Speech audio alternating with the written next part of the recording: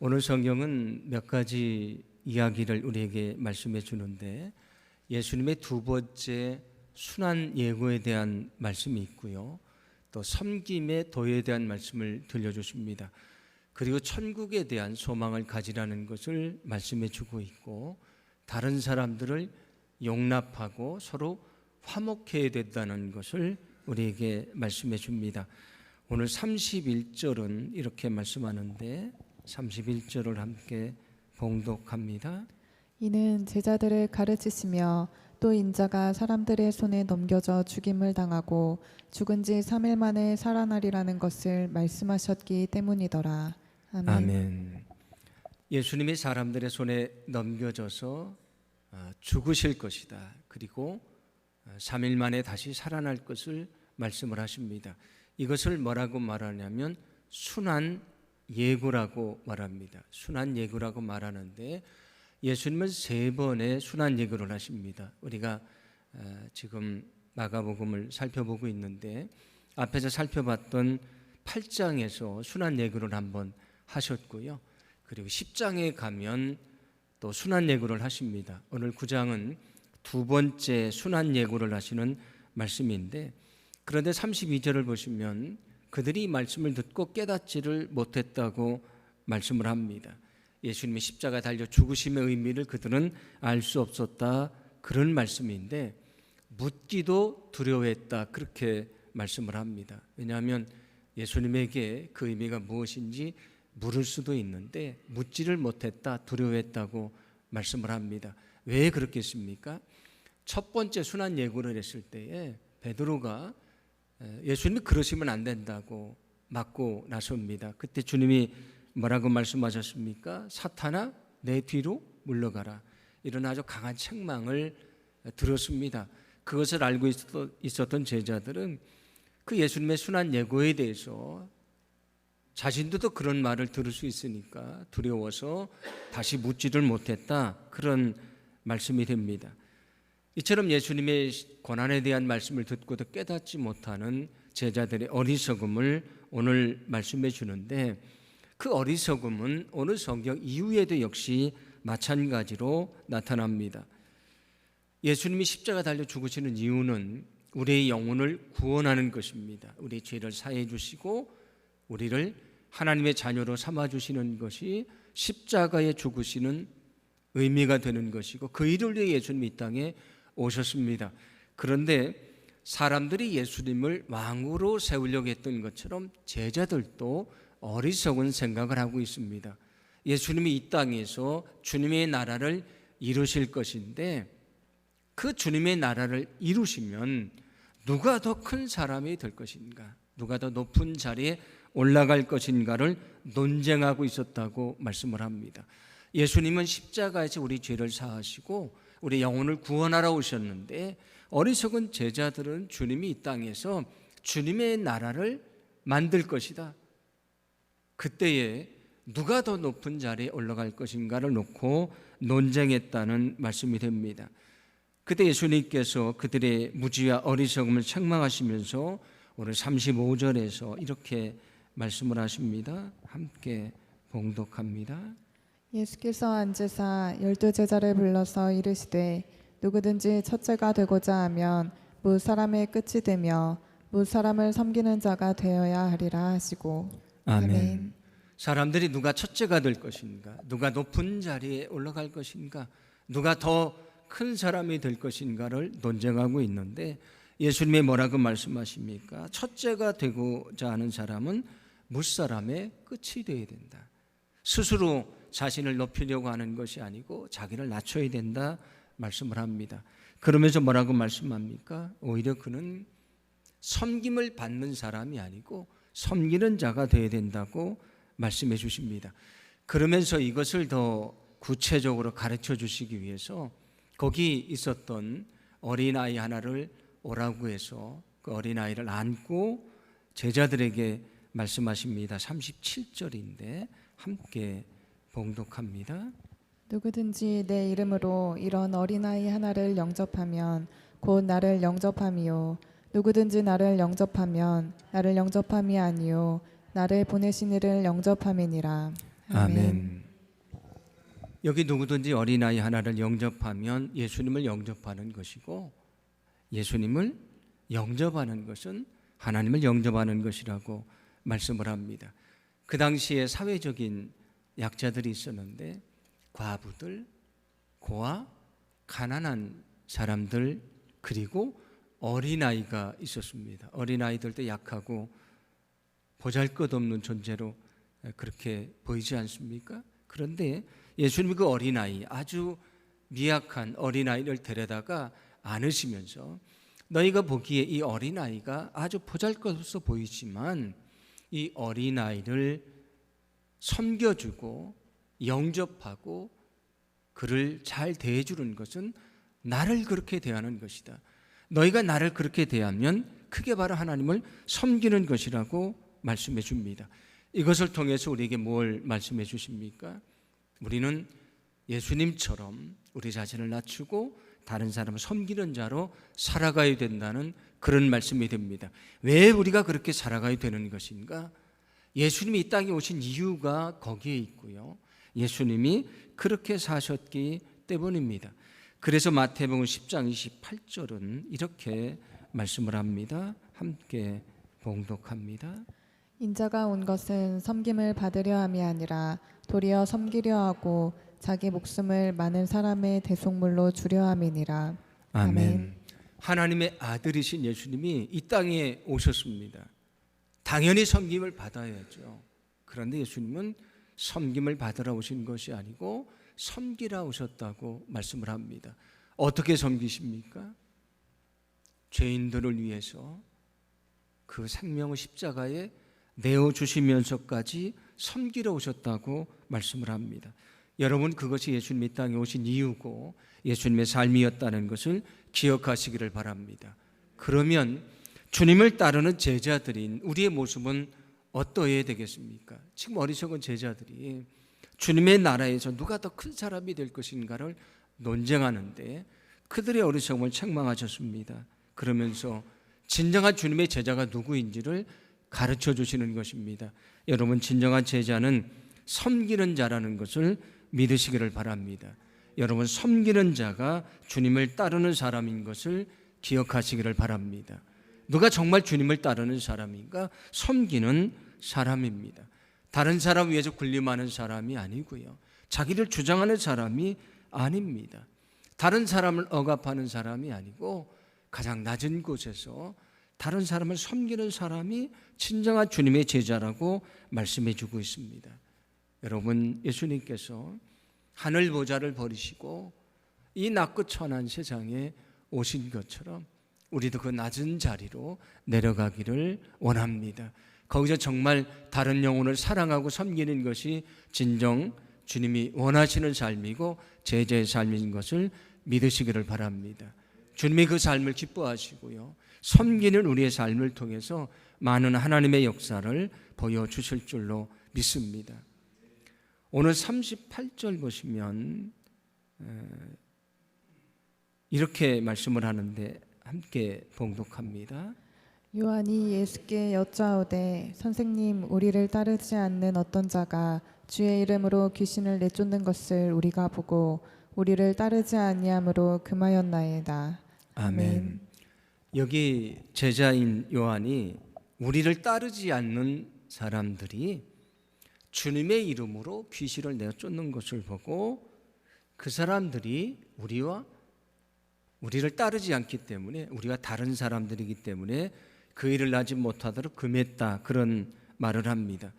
여기 우리를 따르지 않는 사람들이 누구일까? 여러 가지로 생각을 할 수 있습니다. 왜냐하면 성경은 정확하게 말씀을 하고 있지 않으니까. 어떤 사람들은 아예 예수님을 믿지 않지만 주술을 행하면서 귀신을 내쫓은 사람들이 아닌가, 그렇게 생각을 하기도 하는데, 그런데 여기 말씀하고 있는 사람들은 주님의 이름으로 귀신을 내쫓고 있고요, 또 예수님도 그들의 사역을 부정하지 않으십니다. 그래서 아마 여기 귀신을 내쫓았던 그 사람들은 예수님의 제자들은 아니었지만 예수님을 믿었던 사람들이라고 생각을 합니다. 그런데 왜 제자들이 그 귀신 내쫓는 것을 금하게 했는가? 예수님께서 그 2명씩 제자들을 짝을 져서 세상에 보내실 때에 그들에게 어떤 권능을 주십니까? 귀신을 내쫓는 권능을 주십니다. 그런데 그 제자들이 생각했을 때에 귀신을 내쫓는 권능은 주님이 자신들에게만 주신 것입니다. 그것은 자신들의 특권이라고 생각한 것입니다. 그런데 어떤 사람들이 주님의 이름으로 귀신을 내쫓는 것을 보니까 제자들이 아니니까 너희들은 하면 안 된다. 왜냐하면 그 특권은 제자들인 우리만 가지고 있는 것이라고 주장했다, 그런 얘기가 됩니다. 그때 예수님께서 들려주시는 말씀이 이것입니다. 40절과 41절인데 함께 봉독합니다. 우리를 반대하지 않는 자는 우리를 위하는 자니라. 누구든지 너희가 그리스도에게 속한 자라 하여 물 한 그릇이라도 주면 내가 진실로 너희에게 이르노니 그가 결코 상을 잃지 않으리라. 아멘. 여기 우리를 따르지 않는 사람들이라고 했던 사람들은 지금 예수님이나 제자들을 반대하는 사람이 아닙니다. 단지 제자 그룹에 들어와 있지 않는 사람들이다, 그런 얘기입니다. 자신들과 다른다고 해서 그들을 배척하고 그들을 용납하지 못하는 것이 아니고 그들을 인정하고 수용해 줘야 된다라고 말씀을 합니다. 서로 다르지만 만약에 그에게 물 한 그릇을 대접하면 주님이 그 은혜를 잊지 않으실 것이고 그에게 상을 베풀어 주실 것이다 말씀을 합니다. 나와 다르다고 배척하는 것이 아니고 나와 다르지만 그를 인정하고 수용해 주고 앞에서 말씀하셨던 것처럼 그 사람들을 섬겨줘야 된다, 그렇게 말씀해 주고 있는 것입니다. 그것이 주님이 원하시는 뜻이라는 것을 오늘 성경은 말씀해 줍니다. 그러면서 제자들에게 뭐라고 말씀하고 있냐면 너희가 나의 제자기는 하지만 너희가 나의 제자라고 하는 특권의식에 사로잡혀 있어서는 안 되는 것이다, 그런 말씀이 됩니다. 오히려 특권의식에 사로잡혀서 교만하고 다른 사람 위에 군림하고 다른 사람을 배척하고 인정해 주지 않는 것은 어리석은 것이다. 그것은 주님의 제자의 삶이 아니라는 것입니다. 앞에서 말씀드렸던 것처럼 오히려 우리를 낮추고 다른 사람을 존중해 주는 것이, 섬기는 것이 제자의 삶인 것을 오늘 성경은 말씀해 주고 있습니다. 그런데 여기 또 제자들의 어리석음이 있습니다. 귀신을 내쫓는 것은 자기들만 받은 특권이라고 지금 주장하지 않습니까? 그런데 바로 전에 어떤 일이 있었습니까? 예수님이 변화산에 올라가셨을 때에 나머지 제자들이 산 아래에서 한 소년에게서 귀신을 내쫓으려고 하다가 실패를 했습니다. 왜 실패를 했습니까? 믿음이 없어서 실패를 했습니다. 자기들은 지금 귀신을 내쫓는 그 일은 제자들이 자신들만 가진 특권이라고 말하고 있지만 그들은 믿음이 없어서 사실은 그것도 행하지를 못했습니다. 그런데 앞에서 말씀드렸던 우리를 따르지 않는 사람들은 어떻습니까? 이름도 없는, 성경에 이름도 나오지 않는 사람들이지만 그들은 주님의 이름으로 귀신을 내어 쫓았습니다. 그래서 다시 한번 이 말씀을 통해서 자신들의 특권만을 주장을 하고 실제적으로는 주님을 온전히 따르거나 주님의 일을 하지 못하는 그들의 어리석음을 책망하시는 것입니다. 오늘 성경 말씀을 통해 우리에게 말씀해 주는 것은 우리의 다른 사람들이 있습니다. 그런 사람들을 용납하고 그들과 화목해야 된다는 것입니다. 여러분, 우리가 다른 사람을 용납하고 그들과 화목해야 된다는 것을 믿으시기를 바랍니다. 오늘 어리석은 제자들처럼 특권의식에 사로잡혀서 다른 사람을 무시하고 배척해서는 안 되는 것이다. 그래서 만약에 다른 사람이 배척을 당해서 실족을 한다면 그것이 아주 큰 죄가 된다는 것을 이어서 말씀을 하십니다. 42절인데 함께 봉독합니다. 또 누구든지 나를 믿는 이 작은 자들 중 하나라도 실족하게 하면 차라리 연자맷돌이 그 목에 매어 바다에 던져지는 것이 나으리라. 아멘. 거기에 우리를 따르지 않는 사람들이 주님의 이름으로 귀신을 내어 쫓았습니다. 그런데 성경은 어떻게 말씀을 합니까? 너희가 그들을 배척한 것은, 그들을 외면한 것은 그들을 실족하게 한 것이다. 만약에 너희가 다른 사람을 실족하게 하면 차라리 연자 맷돌을 목에다가 메고 저 물에 던져지는 것이 낫다고 말씀을 합니다. 연자 맷돌을 목에 메고 물에 들어가면 그는 죽게 됩니다. 오늘 성경이 말씀하시는 것은 무엇입니까? 나와 다르다고 다른 사람을 무시하고 배척하고 실족하게 하는 것은 연자 맷돌을 목에 메고 저 물속에 빠져 죽을 만큼 큰 죄가 되는 것이다. 너희는 그런 마음을 버려야 된다. 그것은 결코 주님의 제자의 마음이 아니라는 것을 말씀해 주고 있습니다. 그래서 오늘 성경은 우리에게 너희의 특권의식 때문에, 우리 자신이 다른 사람보다 더 낫다는 생각 때문에 다른 사람을 무시하거나 실족하게 하지 말아야 된다. 그것은 하나님 앞에 큰 죄가 된다는 것을 말씀해 주고 있습니다. 그러면서 오늘 50절은 이렇게 말씀을 합니다. 함께 봉독합니다. 소금은 좋은 것이로되 만일 소금이 그 맛을 잃으면 무엇으로 이를 짜게 하리요. 너희 속에 소금을 두고 서로 화목하라 하시니라. 아멘. 너희들과 다르다고 그들을 무시해서는 안 된다. 그들을 외면해서는 안 된다. 그들을 실족하게 해서는 안 되는 것이다. 그러면서 소금을 통해서 오늘 교훈을 가르쳐 주시는데, 너희 속에 소금을 두고 서로 화목하라고 말씀을 합니다. 소금이라는 것을 화목을 의미하는 아주 긍정적인 의미로 말씀을 합니다. 소금이 음식에 들어가면 그 재료들과 음식 재료와 어울려서 맛을 내지 않습니까? 그 마찬가지로 너희들도 사람들과 관계 속에서 그렇게 서로 어우러지고 화해하게 하는 일을 내야 된다. 그게 너희들에게 필요한 것이다. 그런 말씀이고요. 소금이 오래 있으면 그것이 이렇게 엉겨서 소금 덩어리가 됩니다. 작은 나달로 되어 있지만 시간이 지나면 큰 덩어리가 됩니다. 그래서 여기서 또 하나 말씀하는 것은 그 소금 알갱이들이 모여서 큰 덩어리가 되는 것처럼 너희는 하나가 되어야 된다. 너희는 주님 안에 화합해야 된다. 화목해야 된다는 것을 말씀해 주고 있습니다. 오늘 성경 말씀을 통해 주님이 우리에게 말씀해 줍니다. 우리와 생각이 다른 사람들이 있을 수 있습니다. 그러나 그들을 무시하지 말아라. 외면하지 말아라. 오히려 그들을 존중해 줘라. 너희 주님 안에서 하나가 되어야 된다. 그것이 주님이 원하시는 삶이라고 말씀해 주고 있습니다. 주님이 이 땅에 오셔서 우리를 위해 저 십자가의 그 몸을 내어 주셨습니다. 이 세상에 사람들이 얼마나 다양합니까? 그 모든 사람들을 다 구원하시려고 자신을 내어 주셨습니다. 우리도 예수님의 그 마음을 가지고 서로 다른 사람들을 존중해주고 섬겨주고, 결코 우리가 특권의식 때문에 그들을 외면하지 않고 그들을 잘 섬겨줌으로 하나님이 원하시는 믿음의 삶 살아가시는 저와 여러분의 삶이 되기를 간절히 소망합니다. 이렇게 섬기고 사랑하고 하나가 되는 것이 주님이 원하시는 삶인 것을 믿으시기를 바랍니다. 오늘 43절은 이런 말씀을 들려줍니다. 함께 봉독합니다. 만일 내 손이 너를 범죄하게 하거든 찍어버리라.